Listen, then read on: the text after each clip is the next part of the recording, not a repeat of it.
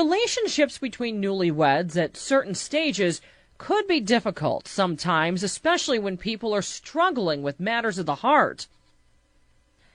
Most people have had an experience of having to cope with the anxiety arising from suspecting your boyfriend, girlfriend, fiancé of being unfaithful.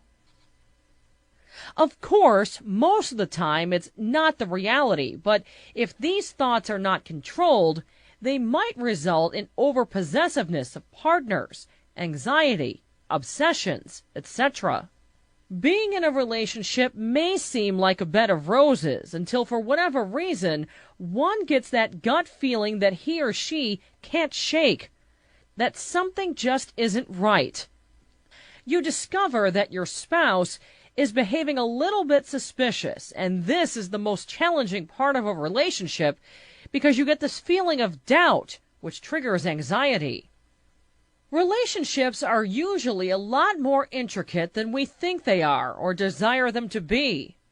Relationships, particularly romantic relations, draw out our unmet needs, anxieties, and unresolved conflicts with people from our past, parents, caretakers, friends, and former relationships.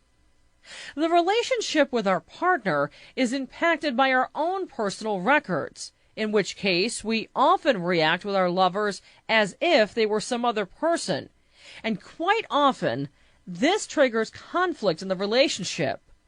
In highly charged relationships, we expect love, nurturance, and validation for being who we are. A primary relationship, we normally presume, should provide a healthy environment where we are embraced by our spouses for expressing our own distinctive qualities.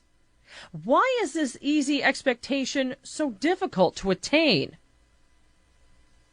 The cause could be that how we perceive our spouses are colored by how we've learned to communicate with other people over the years. The learning process often starts in early childhood, as early as infancy.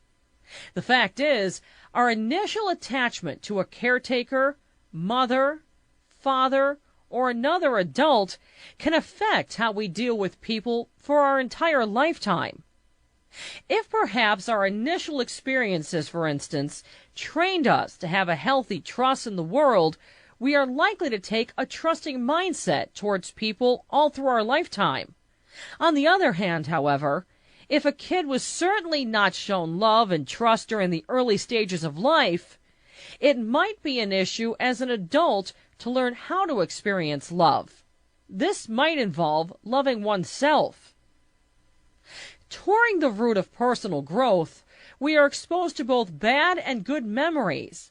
Love and trust feels comfortable to us and creates an optimistic self-image, a positive way of explaining ourselves as we develop into adulthood. The negative experiences cause feelings of conflicts and dissatisfactions. These bad experiences become an element of self-definition that the person's developing. Nevertheless, these bad thoughts are incompatible with more good feelings. Thus, in accordance with psychodynamic theory, the individual projects these bad feelings into another individual. For example, criticize your spouse of being controlling when in reality you are the one that bears the need to feel in control. Projections. As outlined by psychoanalysis, a projection is an unmindful mechanism where one's own mistakes are seen in other persons rather than in one's own character. In other systems of psychology, a projection is an act of objectifying what is really a subjective or internal experience. The most important thing to bear in mind is that we project our own bad feelings into someone else. This is especially true in an intimate relationship. If, for example, one partner has that individual will project the thoughts of jealousy into the other partner. In other words, if we feel unable to fix the problem in ourselves, therefore we will concentrate on the problem in the other person. The way out of this is to discover the process of projection and figure out how it influences you personally.